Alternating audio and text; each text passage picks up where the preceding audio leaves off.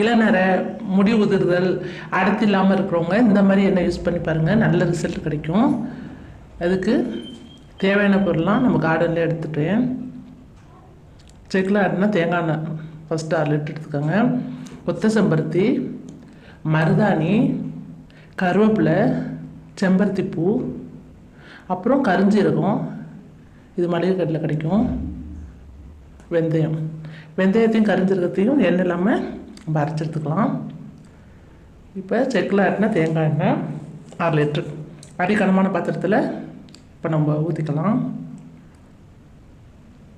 தேங்காய் எண்ணெய் சேர்த்த பிறகு உடனே நம்ம இந்த கருவேப்பிலை, செம்பருத்தி எல்லாம் சேர்த்துடலாம். கொதித்த பிறகு சேர்த்தா கருகி போயிடும். இப்போ நம்ம எல்லாத்தையும் சேர்த்துக்கலாம். இதில் ஒரு 5 இதழ் நான் வேப்பலையும் சேர்த்துருக்கேன்.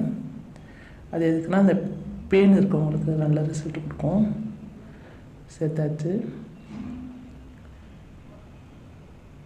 எனக்கு இப்போ இது தேவையானது போதும். இந்த ஆயிலுக்கு எவ்வளோ.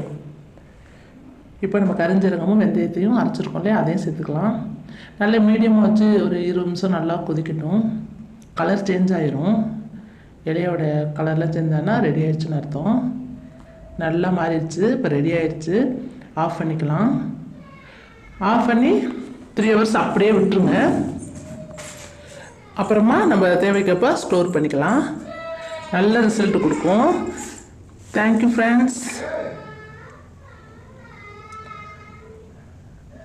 அப்போ 1 வீக்காக நான் தேய்ச்சிட்ருக்கேன். நல்லா இருக்குது. நீங்கள் தேய்ச்சி பாருங்கள்.